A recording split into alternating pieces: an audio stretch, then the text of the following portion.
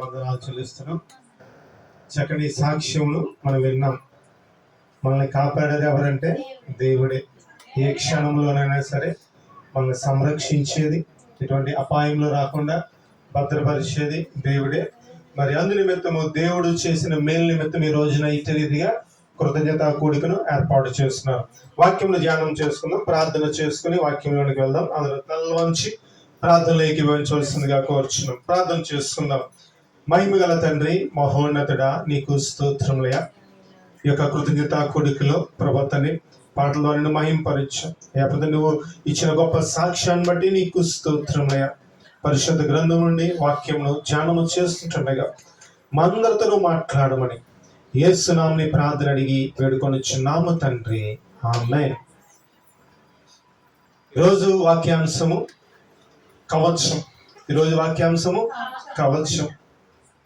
కవచం తెలుసు కదా మనకి. షీల్డ్ అంటారు ఇంగ్లీష్లో. ఏంటి షీల్డ్? ఎటువంటిది ఏదైనా మీదకి వస్తుంటే మనం అడ్డు పెడుతుంటాం. ఎప్పుడైతే ఆ కవచం ఉందో మనము ఆ యొక్క ప్రమాదం నుండి తప్పించుకోవచ్చు. ఈరోజు వాక్యాంశం ఏంటంటే కవచము. బైబిల్ పరిభాషలో చెప్పాలంటే దాన్ని కేడము అంటాం. కేడము. ఆయనే నాకు కేడము. చూద్దాం పరిశుద్ధ గ్రంథం నుండి సమూయేలు రెండవ గ్రంథము 22వ అధ్యాయము 31వ వచనం చదువుకుందాం.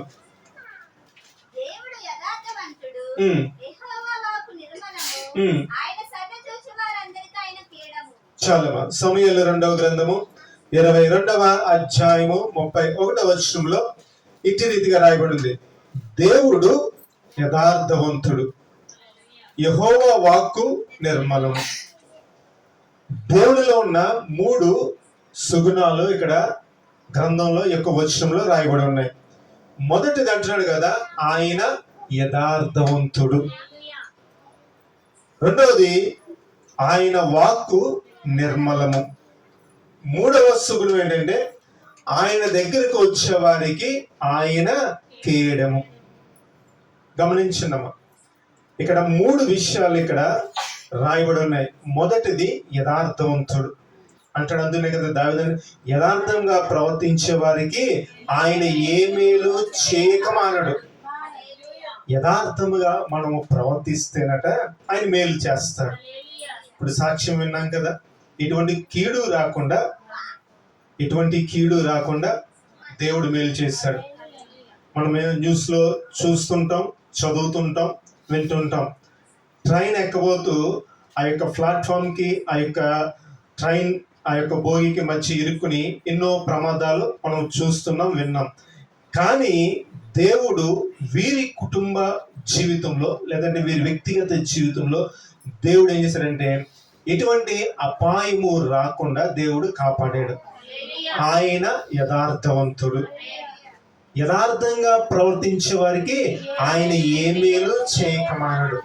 మనం యథార్థముగా ప్రవర్తించినప్పుడు దేవుడు ఏం చేస్తాడంటే తప్పకుండా మేలు చేస్తాడు. తన యందు భయభక్తులు గల వారి పట్ల ఆయన దాచి ఉంచిన మేలు ఎంతో గొప్పదట.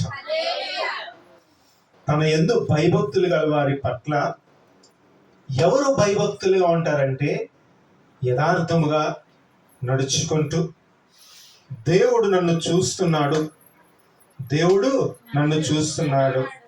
నేను దేవునికి విధేయత కలిగి ఉండాలని ఎవరైతే దేవుని ఆత్మ చేత ప్రేరేపణ కలిగి ఉంటారో వారందరూ యథార్థంగా ప్రవర్తిస్తారు.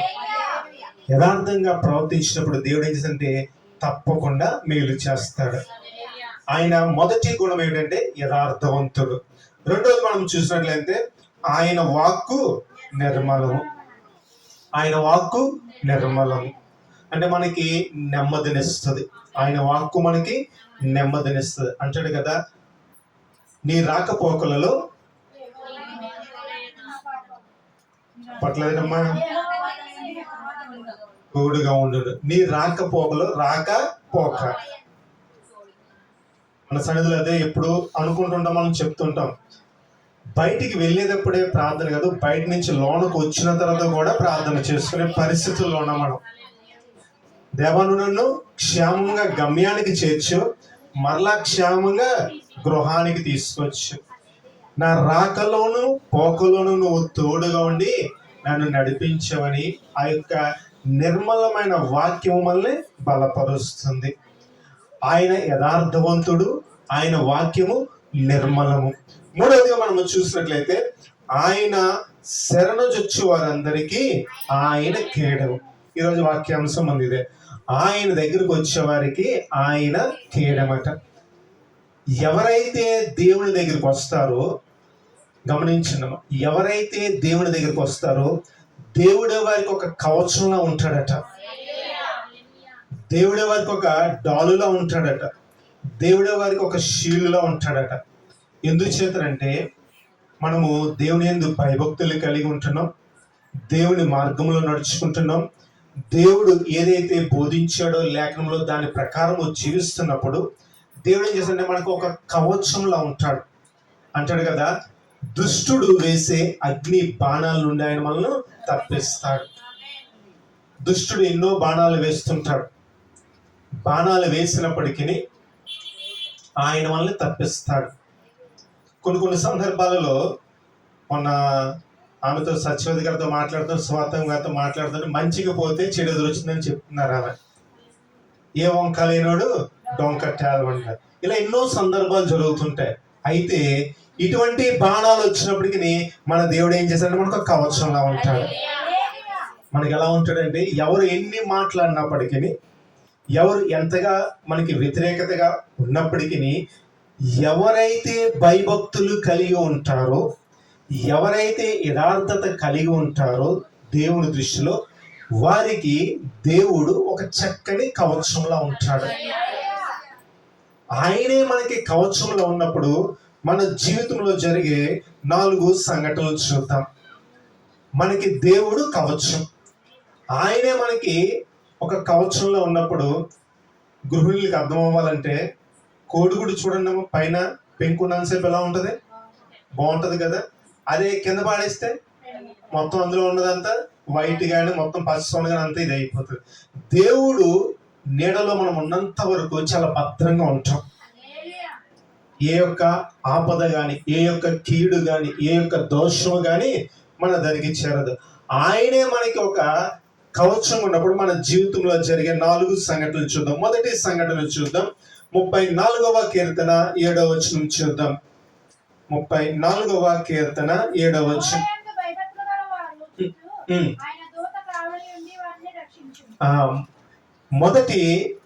మొదటిగా జరిగే సందర్భం అంటే ఆయన రక్షిస్తాడు. ఆయన కేడముగా ఉన్న వ్యక్తుల జీవితంలో జరిగే కార్యం ఏంటంటే మొదటిది రక్షిస్తాడు. ఏం చేస్తాడంటే ఆయన రక్షిస్తాడు. అంటాడు కదా, యెహోవా యందు భయభక్తులు గల వారి చుట్టూ ఆయన దూత కావలి ఉండి వారిని రక్షించును. దేవుని దూతట కావలిగా ఉంటుందట. మనకి ముందు వెనుక ఆయన దూత ఆవరించి మనకి కావలిగా ఉంటుంది.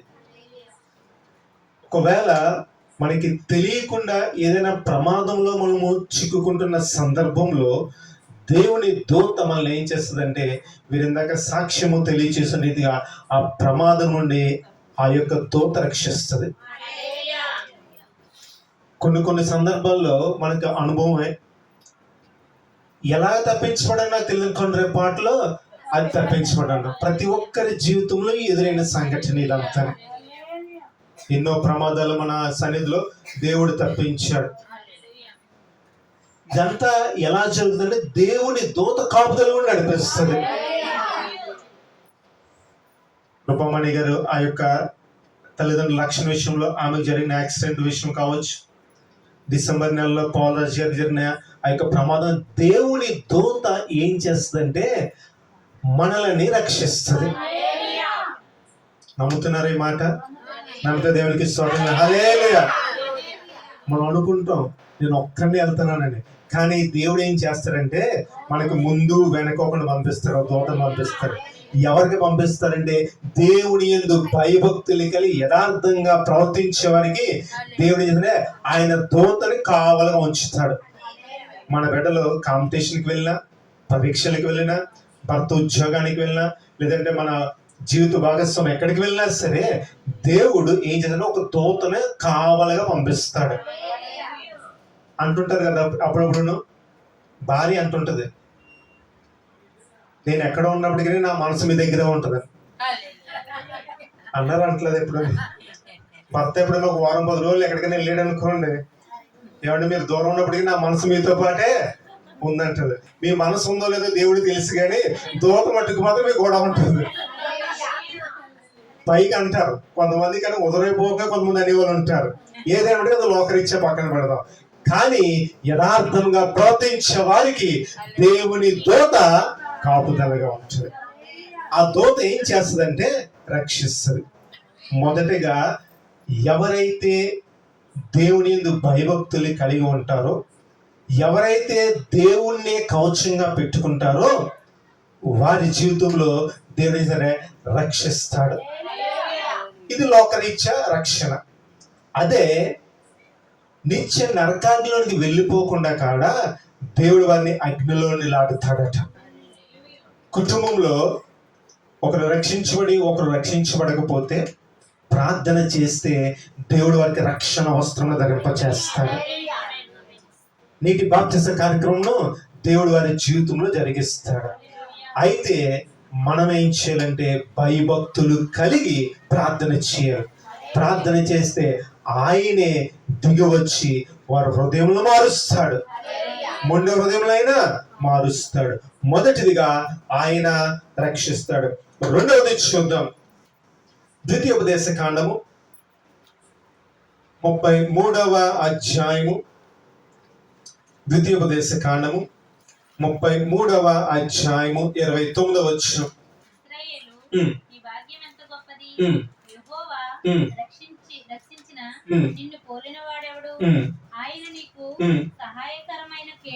చాలమ్మా.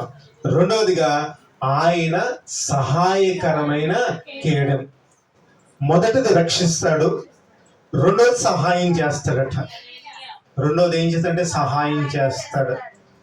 నా అన్న అనుకున్న వాళ్ళు సహాయము చెయ్యొచ్చు, చెయ్యకపోవచ్చు, కానీ దేవుడు మటుకు మాత్రం సహాయం చేస్తాడు. నిన్ను విడువను ఎడబాయను అంటాడు.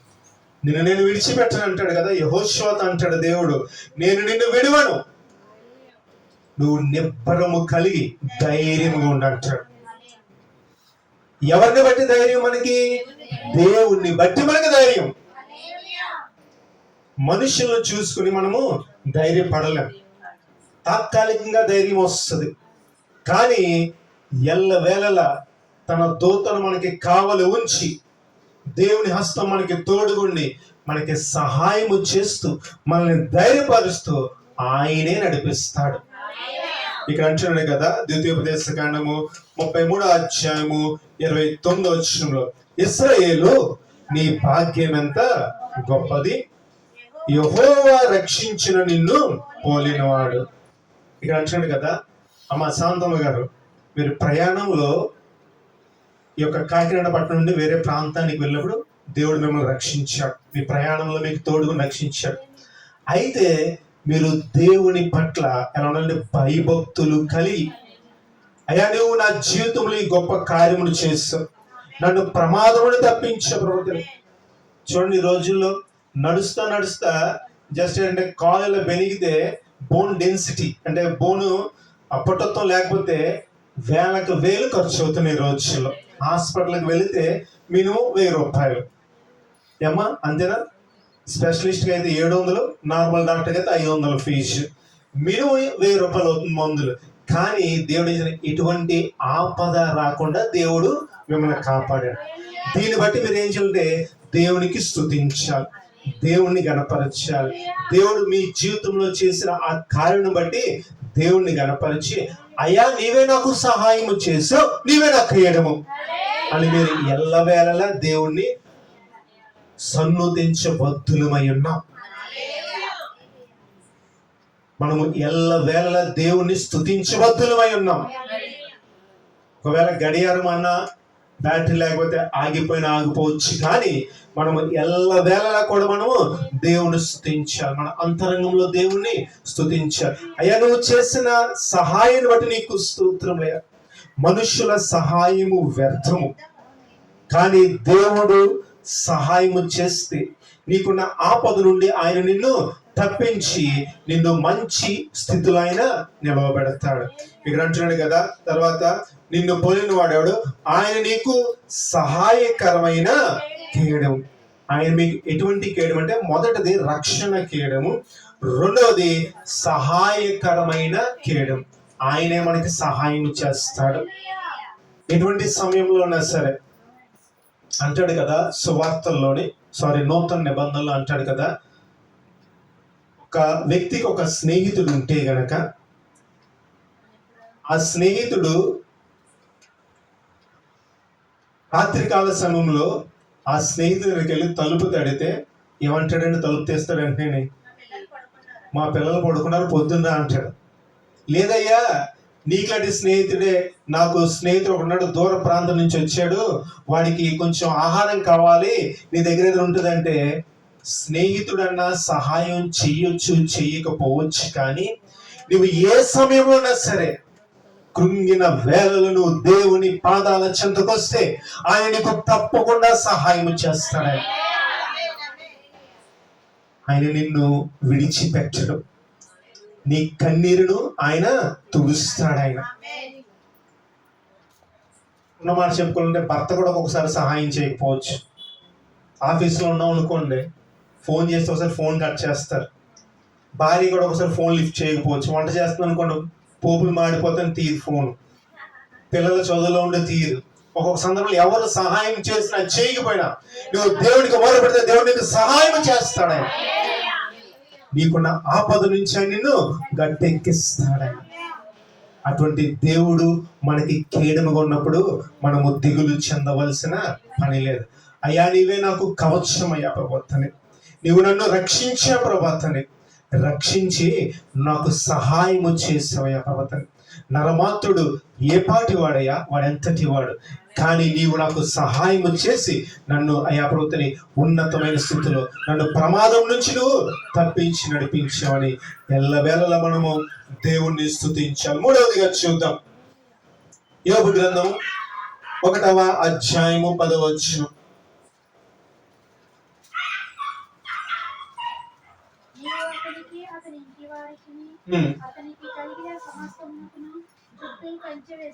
చాలమ్మా.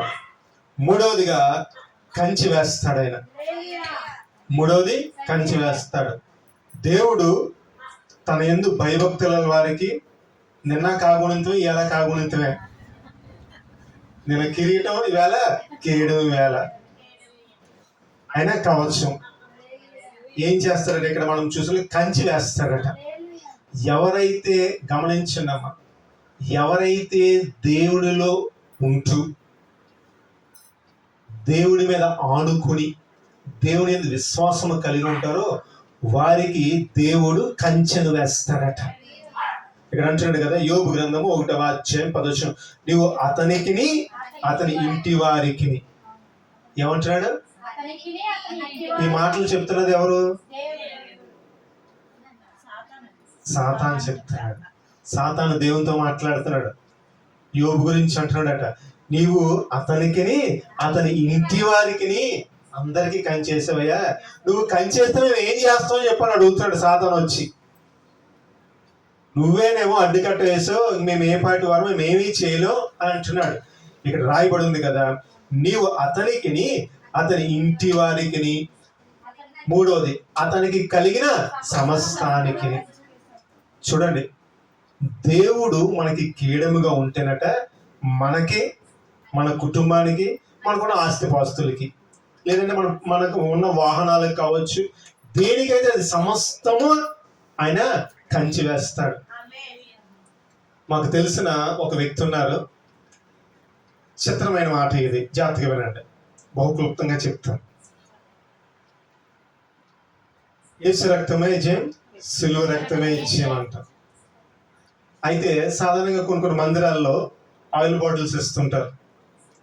ఆమె ఏం చేసేదంటే బాత్రూమ్ తలుపు దగ్గర మొదలుకొని మెయిన్ డోర్ తలుపు అన్నింటికి ఏసు రక్తం వేసేది, సులువు రక్తం వేసేది, సులువు వేసేవారు అనమాట. బాత్రూమ్ తలుపు దగ్గర నుంచి, వాష్రూమ్ తలుపు దగ్గర నుంచి ఇంట్లో ప్రతిదీ సింక్ మొత్తం నాటికి ఏసు రక్తం వేసి నూనె రాసేది. ఇంకా ఉండబట్టలేక అడిగాం ఒకసారి, ఏటమ్మా ఇది వ్యవహారం ఇదంటే, ఏసు రక్తమే జన్ సులువు రక్తమే.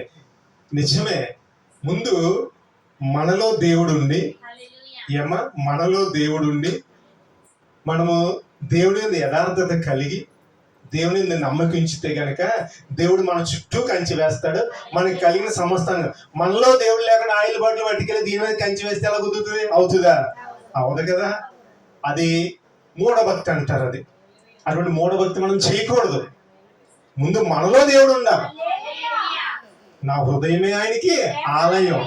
ఆ ఆలయంలో దేవుడు లేకుండా ఎన్ని నూనె బాటలు రాసినా, ఎన్ని సులువులు వేసినా ప్రయోజనం లేదు. అప్పుడు నేను చెప్పాను, వాక్యం తీసి చెప్పాను. ఆ వ్యక్తి అర్థం చేసుకున్నారు.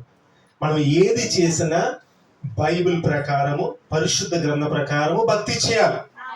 ఇప్పుడు మూఢభక్తి చేయకూడదు. మనం ఇక్కడ అంటున్నాడు కదా, అతనికిని, అతని కుటుంబానికి, అతనికి కలిగిన సమస్తానికి దేవుడు కంచి వేశాడు. దేవుడు మనకి కేడముగా ఉంటేనట, దేవుడు మనకి కవచముగా, ఆశ్రయదుర్మగా ఉంటే మన చుట్టూ ఆయన కంచి వేస్తాడు. ఓ భక్తులు పాట రాశారు కదా, పాడుకుంటాం. నీ కంచె దాటగా శత్రువుకు సాధ్యమా, నీ కర్గలేనిదే ఏదైనా జరుగునా, నీ కంచె దాటగా శత్రువుకు సాధ్యమా, నీ అంతే చాలును, అపవాది తలచిన కీడులన్నీ మేలైపోవును, మా దేవా నీవే మా తోడుంటే అంతే చాలును, అపవాది మేలై. హల్లెలూయా. అపవాది తలచిన కీడులన్నీ మేలైపోతాయట. అపవాది తలచిన ఏ ఒక్క కీడైనప్పటికీ దేవుడు దాన్ని మేలుగా మారుస్తాడు.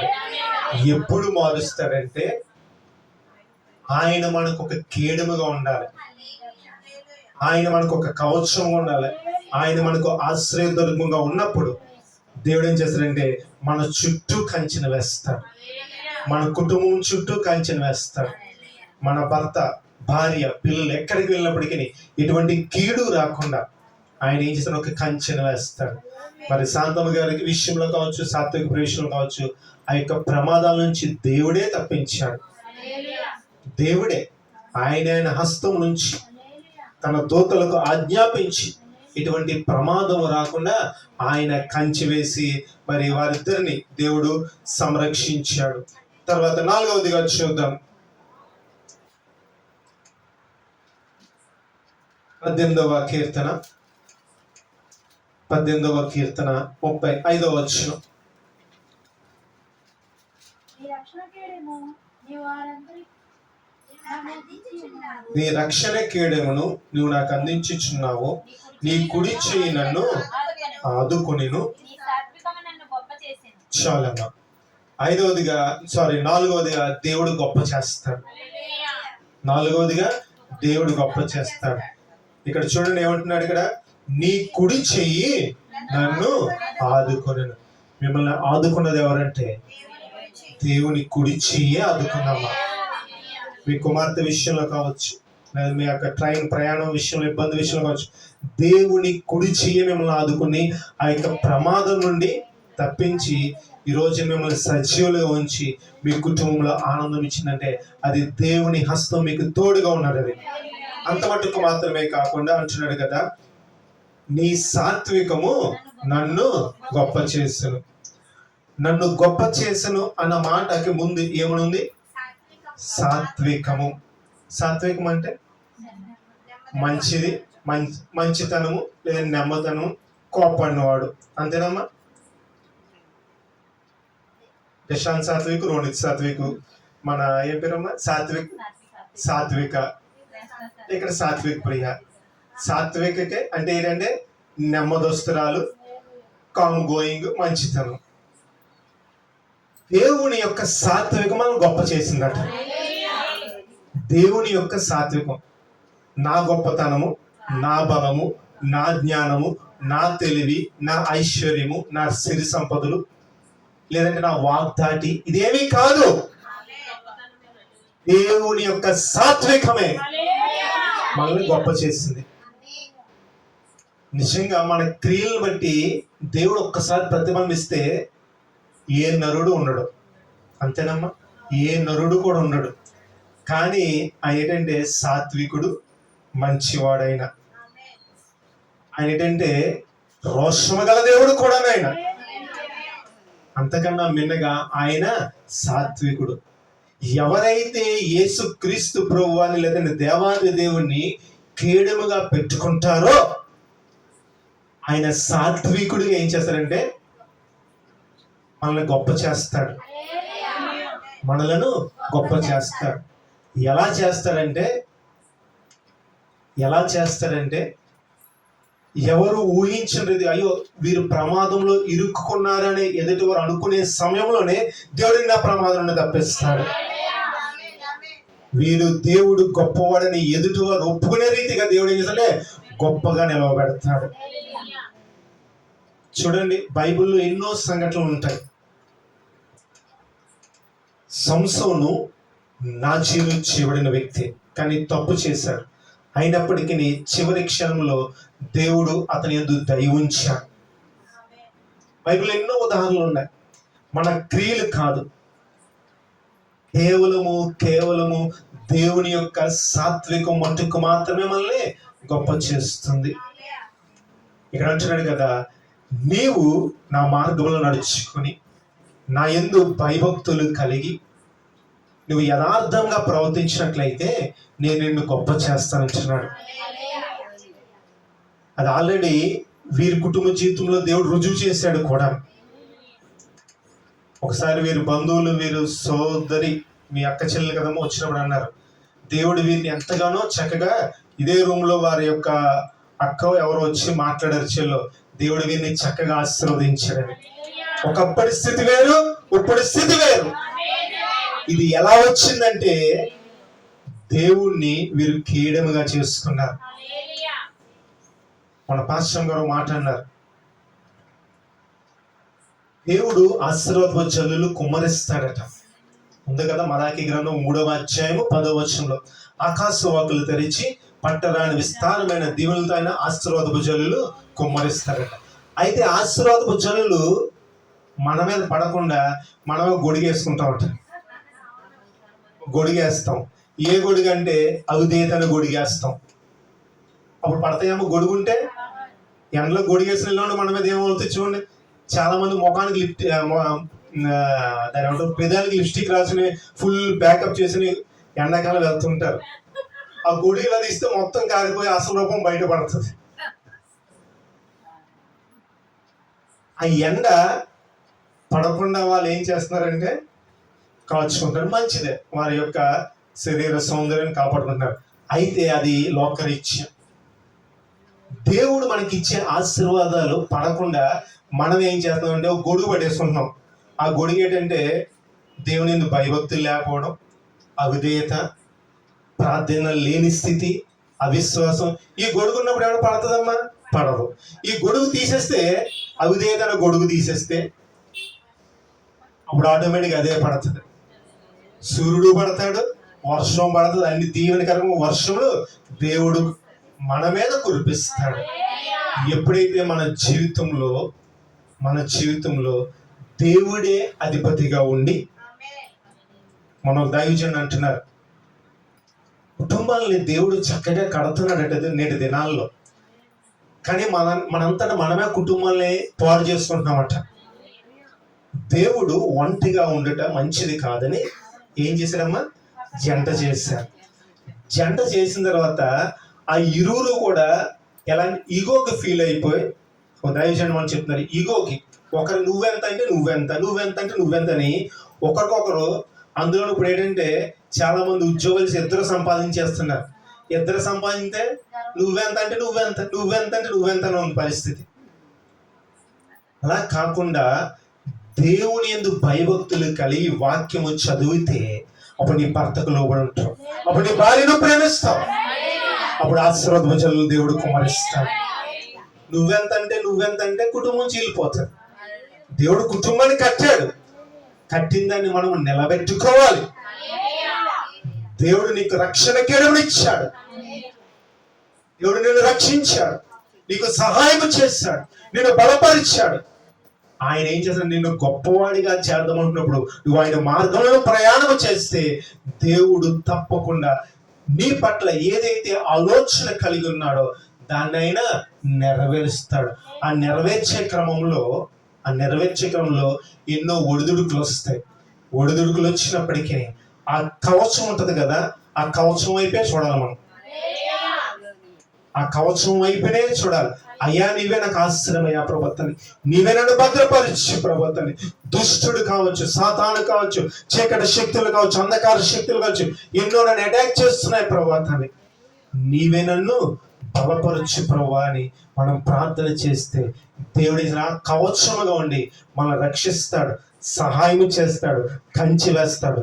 నాలుగోదిగా గొప్ప చేసి దేవుడు నీ పట్ల కలిగిన ఆలోచన నెరవేర్చి అంటాడు, బలా మంచి నమ్మకమైన విశ్వాసి, మంచి నమ్మకమైన దాసుడా అని దేవుడు నిన్ను బట్టి ఆనందిస్తాడు, నిన్ను బట్టి సంతోషిస్తాడు, నిన్ను బట్టి ఎంతగానో ఆయన ఉప్పొంగిపోతాడు. ఇవన్నీ జరగాలంటే ముందు మనము దేవుని యందు భయభక్తులు కలిగి ఉండాలి. కలిగి ఉండి ఆయన్ను కీడముగా ఏర్పాటు చేసుకోవాలి. చేస్తుంటే దేవుడు ఈ యొక్క 4 విషయాలు మీ యొక్క జీవితంలో ఆయన నెరవేరుస్తాడు. దేవుడి మాటలు మన వినికిడిలో దీవించును గాక. ప్రార్థన చేసుకుందాం. మహిమగల తండ్రి, మహోన్నతుడా, నీకు స్తోత్రాలు చెల్లిస్తున్నామయ్యా. నీవే మాకు ఒక కవచం అని నువ్వు మాతో మాట్లాడు ప్రభా. నిజమే ప్రభా, ఆ కవచము మమ్మల్ని రక్షించిందయ్యా. ఆ కవచం మాకు సహాయం చేసి నడిపించింది. ఆ కవచము అయ్యా ప్రజలు మా చుట్టూ కంచెలు వేసిందయ్యా ప్రభా. 4వదిగా ప్రభా తండ్రి మమ్మల్ని గొప్ప చేసిందయ్యా ప్రభా. మేము ఏ పాటి వారమయ్యా అయ్యా, మేము ఎంతటి వారమయ్యా, మేము అయ్యా యోగ్యులము కాదయ్యా ప్రభా తండ్రి, కానీ నీ సాత్వికను బట్టి అయ్యా ప్రభా తండ్రి నువ్వు మమ్మల్ని గొప్ప చేస్తావు. అందుని బట్టి నీకు స్తోత్రం. వ్యక్తపడిన వాక్యాన్ని బట్టి నీకు స్తోత్రములు. ఈ యొక్క వాక్యంతో అందరితో మాట్లాడి మమ్మల్ని బలపరచడం నమ్ముతున్నావు. నీకే మహిమ, ఘనత, ప్రభావములు ఆరోపిస్తూ యేసు నామమున ప్రార్థన అడిగి వేడుకొనుచున్నాము తండ్రి. ఆమేన్.